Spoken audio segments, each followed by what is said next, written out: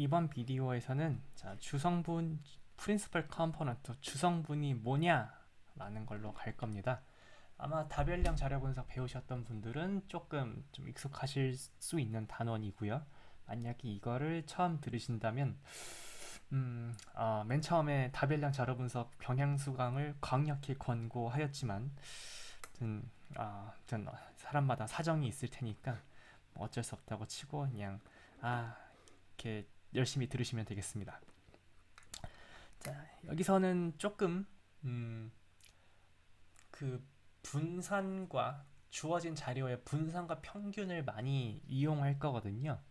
그래서 표기법을 다시 한번 정리하고 가는 게 논의를 편하게 만들 것 같습니다.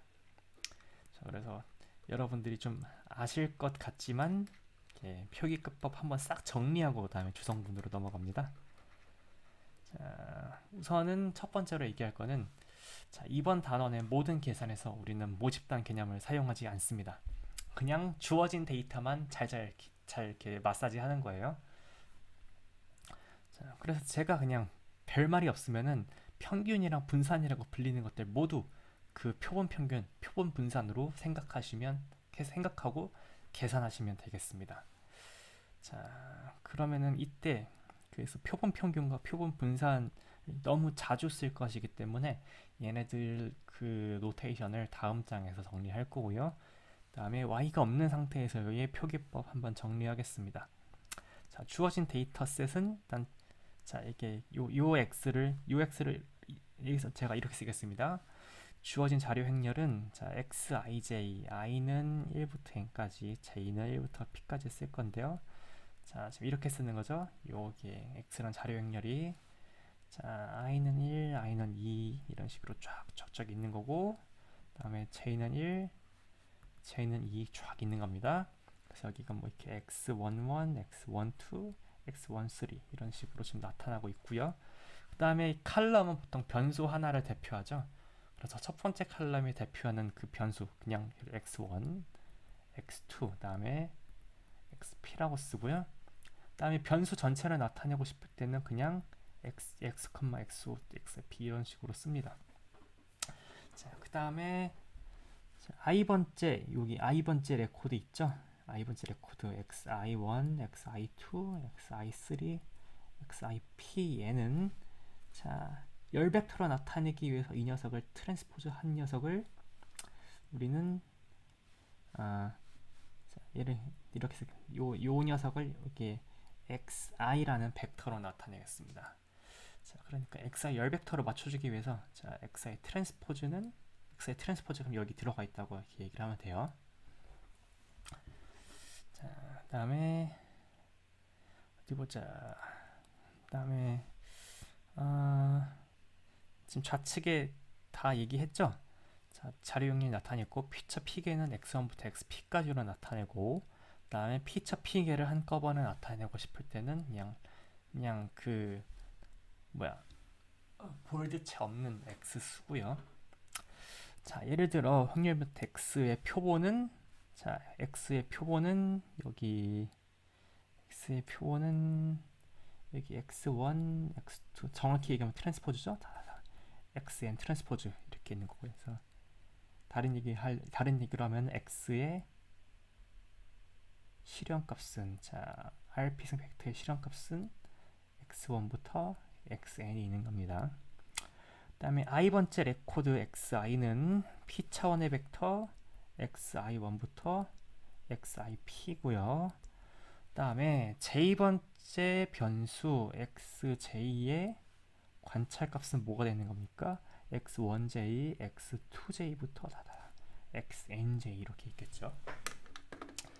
자, 요 우측의 그 자료 행렬과 노테이션을 마음속에 두고 계시면서 지웠어요. 표기법 2개만 만들고 가겠습니다. 자, 표기법 2개 뭐 할 거냐면요. 그리고 지우고 그냥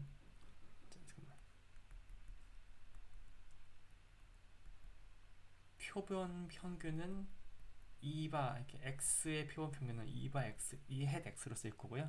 그다음에 표본 공분산 행렬은 베리언스 헷 x 이렇게 쓸 겁니다. 물론 여러분들이 표본 평균 잘 아시는데 그 굳이 노테이션을 다시 갖고 온 이유는 이게 매번 시그마 쓰기가 뒤에 보시면 엄청 귀찮아질 겁니다. 그래서 그 시그마 쓰는 수고를 덜기 위해서 그냥 편하게 하기 위해서 도입했습니다. 자, 그래서 정의 자체는 여러분들이 아시는 그대로입니다. 임의의 확률 변수나 확률 벡터 x에 대해서 자, x는 x의 expectation 햇은 x의 표본 평균으로 정의하자. 그래서 x의 표본 평균은 자, x의 실현값을 x1부터 xn까지 1부터 n까지 쫙쫙해서 n으로 나눈 거. 다음에 이 표본 평균은 보통 노테이션으로 x바라고도 많이 쓰죠. 자, 그럼 여러분들이 아는 성질은 자, 이게 임의의 확률 변수나 벡터에 대해서 정의한 거니까 위 정의를 뭐 x의 특정 x번째 성분 xj에 국한해서 쓰거나 임의의 선형 변환 ax는 b, ax 더하기 b 물론 a, b는 그 여기 데이터에 들어있는 게 아니라 뭐 고정된 행렬이나 벡터예요. 다음에 크기는 ax 더하기 b가 잘 정해질 수 있도록 적절하게 정의했고요. 이렇게 xj나 ax 더하기 b의 표본 평균도 위 정의에 따라서 자, 이렇게 잘 서술하실 수 있고요. 다음에 여러분들이 뭐 굳이 엑서사이즈가 필요하지 않겠지만 만약에 이게 좀 생소하시면은 엑서사이즈 한번 해보십시오. 자, j 번째 변수의 표본 평균은 x 벡터 자체를 표본 평균 내고 나서 j 번째 성분 취하셔도 되고요. 다음에 ax 더하기 b 변환하시고 나서 평균 취한 거는 x 자체를 평균 내고 나서 그 다음에 선형 변환하신 거랑 똑같죠. 위의 노테이션을 아래에 그냥 이렇게 써봤고요. 자, 그 다음에 표본 평균 표기법 정리했으면은 표본 분산도 표기법을 한번 정리하고 넘어가겠습니다. 자, 지우고요.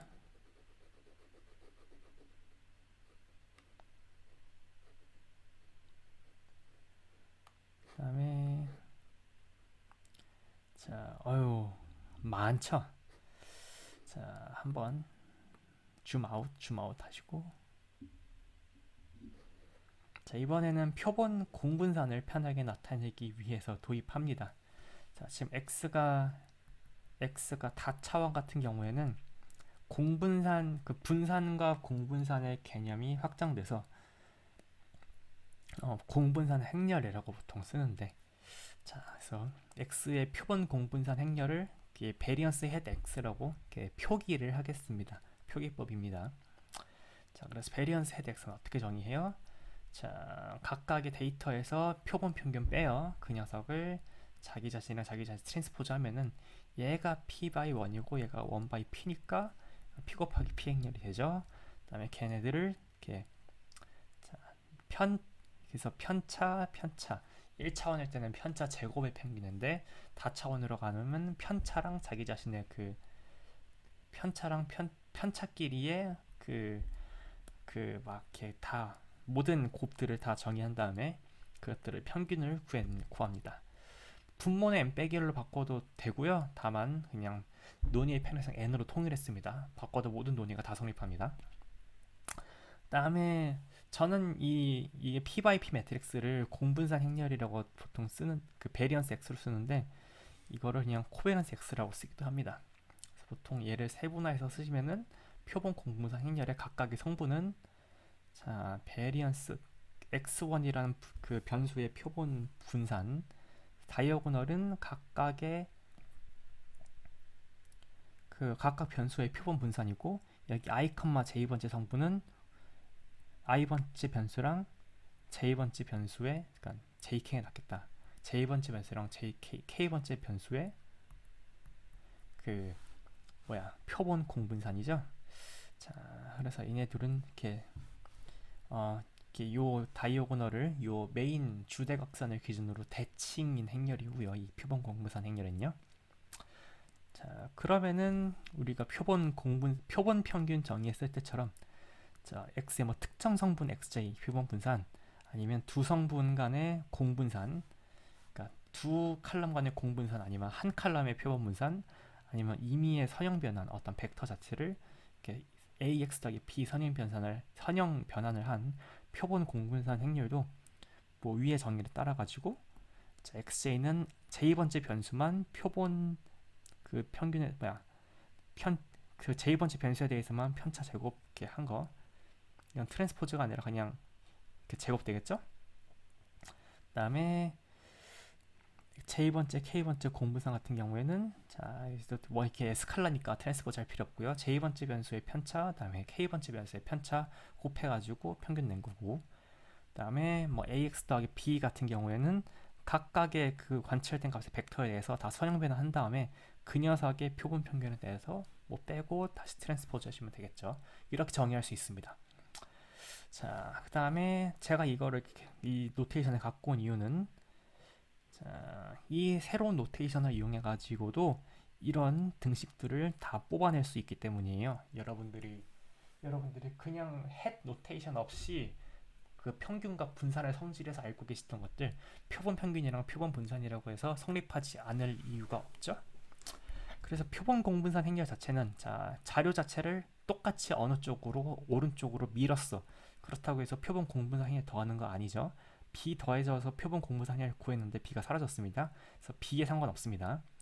다음에 x에 이렇게 a를 곱해서 1차 변환을 해서 표본 공분산 행렬을 이렇게 계산했어요. 그럼 이 a가 어디로 갑니까? 그 원래 자료의 표본 공분산 행렬에서 앞에 a 곱해지고 오른쪽에 a 트랜스포즈 곱해집니다. 자, 우리가 실제로 이번 단원에서 많이 쓸 거는 바로 이성질입니다. 사실 제가 이성질 설명하고 싶어가지고 이 표기법을 등장하게 한 것도 있습니다. 자, x가 지금 RP성이죠. 자, x의 x가 대표라고 있는 각 xi 그 자료들에 대해서 자, 좌측이 얘기하는 거는 모든 자료를 A랑 내적한 거랑 모든 자료를 A랑 B랑 내적한 거 있어요. 그럼 이게 새로운 변수 하나가 되겠고 또 새로운 변수 하나가 되겠죠? 자, 그래서 우리가 이렇게 A 트랜스포즈 X라고 해서 뭐 이렇게 A 트랜스포즈 X I1 A X11 A 트랜스포즈 X21 잠깐만 미안. 자, 이 데이터에 긁어서 보면은 A 트랜스포즈 X는 어떻게 쓸 수 있는 겁니까? 자, A 트랜스포즈 X가 대표하는 건 뭡니까? 자, A 트랜스포즈 첫 번째 자료 X1, 두 번째 자료 A 트랜스포즈 X2, A 트랜스포즈 N분질 XN. 얘네들 N개들의 표본 분산 있죠? 걔는 어떻게 오른쪽을 보십시오. 걔는 어떻게 계산할 수 있다는 거예요? 그냥 그 x의 표본 공분산 행렬 계산하시고 거기에 a 트랜스포즈랑 a만 곱하시면 됩니다. 그러니까 베리언스 헷 안에 어떤 선형 변환에 들어가 있으면은 그거를 위해서 새롭게 계산할 필요가 있는 게 아니라 기존의 자료의 표본 분산 가지고 걔를 마사지 하시면 다 얻으실 수 있습니다. 공분산의 경우에도 마찬가지입니다. 자, a 트랜스포즈 x 해가지고 이렇게 얻으셨고 그 다음에 b 트랜스포즈 x 해가지고 자 B 트랜스포즈 X가 의미하는 그 자료들은 B 트랜스포즈 X1부터 B 트랜스포즈 XN이 건데 자, 그래서 B 트랜스포즈 X1부터 B 트랜스포즈 XN까지 이 N개의 자료 있잖아요. 그 다음에 A 트랜스포즈 X1부터 A 트랜스포즈 XN까지 또 N개의 자료 있잖아요. 그 N개의 자료들의 표본 공분산 계산해 보시면은 어떻게 계산할 수 있어요? 내가 만약에 현재 주어진 자료의 표본 공분산 행렬을 갖고 있었다면은 거기에다가 그냥 양쪽에 A 트랜스포즈 곱해주고 B는 우측에 곱해주시면은 이 표본 A 트랜스포즈 X랑 B 트랜스포즈 X의 표본 공분산 행렬을 새로운 계산 없이 그냥 이것만 갖고도 계산하실 수 있습니다. 자, 물론 이것들 유도 이거 표본 공분산 행렬을 정해가지고 다 하실 수 있는 건데 만약에 생소하시면은 한번 해보시는 것도 나쁘지 않을 것 같아요. 자, 여기까지 잠깐만 아마 자, 여기서 오른쪽에 그림은 갖고 있는 게 좀 좋을 수도 있어요. 그래서 오른쪽 그림 빼고 일단 지우겠습니다. 자, 일시정지 누르고 지울게요. 자, 참 지웠습니다. 그 다음에 이제 주성분의 정의로 넘어갑니다. 정의 한번 수식으로 살펴보고 그다음에 이것이 기하학적으로 의미하는 바 알아보시고 나서 어떻게 계산하는지 조금 더 자세히 알아본 다음에 이제 다음 주성분들로 확장하겠습니다. 자, 첫 번째 주성분 일단 정의는 어떻게 할 거냐면요. 일단 주어진 데이터셋은 평균이 0이라고 가정할 겁니다. 이게 표본 평균이 0이라고 가정하는 겁니다. 무슨 말이냐고 하면은 자, 얘네들에 대해서 칼럼끼리 다 민 해봤을 때 민이 제로라고 지금 가정을 하는 거예요. 그래도 되는 이유는 뒤에 좀 더 자세히 등장합니다. 자, 자, 자, 이렇게 정의합니다. 첫 번째 주성분이라는 건요. 자, 이렇게 주성분은 그냥 주성분으로 정의되는 게 아니고 첫 번째 주성분, 뭐 두 번째 주성분, 뭐 k 번째 주성분 뭐 이런 식으로 정의가 될 거라서 일단 가장 먼저 쉽게 첫 번째 주성분부터 정의를 하겠습니다. 자, 자료의 첫 번째 주성분은요. 자, 피처 간에 자, 이 말은 이따가 정의했습니다. 표준화된 선형 결합으로 만들 수 있는 지원 중에 가장 분산이 큰 지원으로 정의됩니다. 자, 이게 무슨 말일까요? 자, x1과 x1 자, 이것들은 그냥 자료를 대표해서 그냥 쓰는 거예요. 자, 그래서 자료들을 대표해서 A11부터 스칼라 P개랑 x1부터 xp까지랑 선형 결합으로 새로운 변수 만들 거예요. 자, 그러면은 내가 지금 첫 번째 주성분을 정의하기 위해서 필요한 건 뭐예요? A12, A12, A1P라는 P차원 벡터를 자, 어떤 성질을 만족하냐 이게 자, 정의라고 하면은 이 벡터들이 어떤 성질을 만족할 때 이제 첫 번째 주성분이라고 하느냐 이런 게 좀 서술돼 있겠죠. 자, 이 벡터들이 어떤 성질을 만족할 때 요 선형 결합을 이 지원을 첫 번째 주성분이라고 부를 거냐면요. 일단 첫 번째로 각 그 벡터들의 성분을 제곱해서 더하면 1이 되어야 됩니다. 그러니까 즉 얘를 A1이라고 썼을 때 A1의 L2 놈이 1이라는 거고요. 자, 근데 A1 L2 놈이 1인 P차원 벡터 A1 엄청 많죠? 자, 그래서 P차원 일단 A11부터 A1P까지가 자, 제곱섬이 1인 조건을 만족해야 되고 그걸로도 아직 정의는 모자랍니다. 자, 선형결합 가능성들 중에 자, 그 다음에 두 번째로 만족시켜야 되는 성질이 뭐냐? 자, 이렇게 A11, X1부터 A1P, XP까지 만들면은 자, 그 지원값들이 있겠죠? 그 지원값의 분산이 가장 크게 하는 얘네들을 골라줘야 됩니다. 자, 무슨 말인고 하니? 자, 어디 보자. A11 벡터 하나 고르시면은 그 지원을 정의하는 규칙 하나 나오죠? 자, 그러면은 우리는 지원이라는 그 칼럼을 하나 새로 추가하시는 거라고 생각할 수도 있습니다. 자, 지원 어떻게 정해요?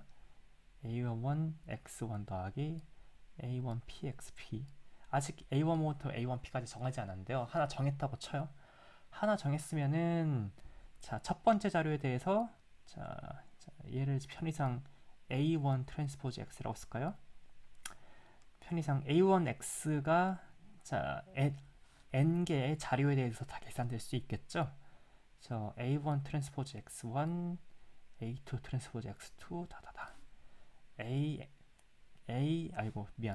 트랜스포즈 X2, A1 트랜스포즈 X N 이렇게 있을 겁니다. 자, 그래서 요것들 중에 가장 분산이 큰 지원으로 정의된다는 건 자, 지금 A를 어떻게 고르겠다는 겁니까? 자, 어떻게 하고 싶어요?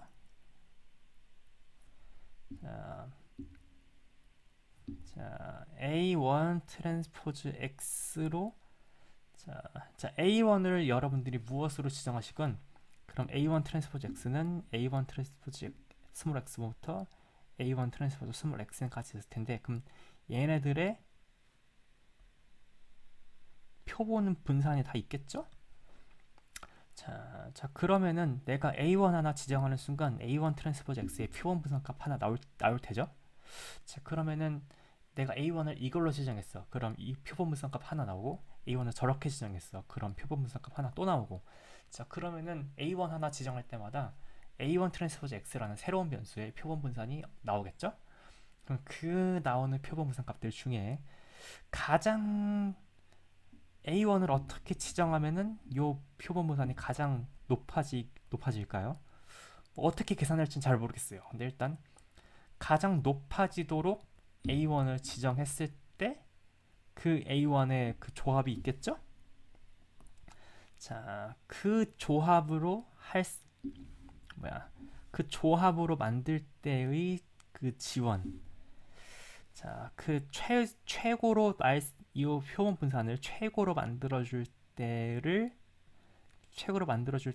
그 a 값들을 각각 a1 hat, a1 2 hat, a1 p hat이라고 했을 때, 자, 첫 번째 주성분이라는 거는 a11 hat x1 더하기 a1 p hat xp, 이 규칙으로 정의되는 이 변수 지원을 우리는 첫 번째 주성분이라고 부릅니다.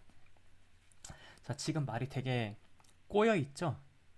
자, 그냥 뜬구름 잡는 것 같죠? 자, 뒤에 예제를 같이 살펴보시면 조금 더 뜬구름 적게 잡을 수 있습니다. 자, 그래서 밑에 그림 살펴보기 전에 일단 용어 좀 더 정리하고 넘어갈게요. 이 선형결합의 성분들 있죠? A1 hat, A11 hat, A12 hat, A1P까지, A1P hat까지 해서 얘네들은 첫 번째 주성분의 자 로딩들이라고 부릅니다. 적재라고 부르고요. 아니면 얘네 피계를 묶어서 A1 hat이라는 벡터를 만들고, 그 벡터는 지원은 첫 번째 주성분이라고 정의를 하고요. 자, A1 hat 벡터는 첫 번째 주성분 적재 벡터라고 부릅니다. 자, 여러분 여기까지 그냥 그냥 수식으로 첫 번째 주성분이라는 게 변수로 정의된다. 그다음에 그 변수를 만드는 선형결합 개수는 주성분 첫 번째 주성분 적재 벡터라고 부른다. 이 얘기 두 개 얘기밖에 안 했습니다. 자, 그래서 이 슬라이드에서는 그 두 개를 기억하시는 게 중요하고요. 그다음에 이제 곁가지로 왜 하필 이런 식으로 정의했을까 살펴보겠습니다. 자, 여기서 표준화된 조건이라는 거는 요 파란색을 뜻합니다. 그래서 각 우리가 A11부터 A1P까지를 쫙 서치를 할 때, 그 서치하는 게 제곱섬이 1이 되는 조건 내에서만 A1부터 A1P를 서치를 해요. 왜 이 조건을, 우리가 표준화 조건이라고 부르는 이 조건을 왜 삽입했을까요? 자, 정의를 보시면 살짝 짐작을 할 수 있습니다. 자, 이 주성분 정의가 어떻게 되죠? 표본 분산을 크게 하는 선형결합 중에 표본 분산을 크게 하는 선형결합으로 정의가 되죠.